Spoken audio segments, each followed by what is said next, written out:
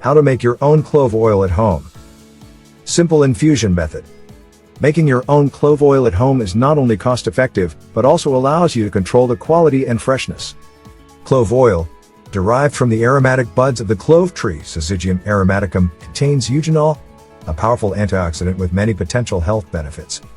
Here are a few methods you can try. The ingredients you need: 100% fresh cloves, carrier oil, such as olive oil, coconut oil, or grapeseed oil. Small, dark glass jar, amber or cobalt glass is best. The steps to make the oil. Buy fresh cloves.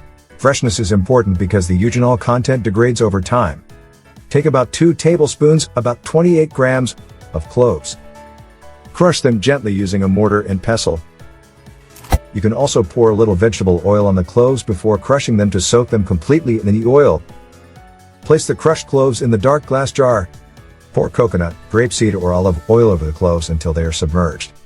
Shake the jar to ensure uniformity and close the lid tightly to avoid spills.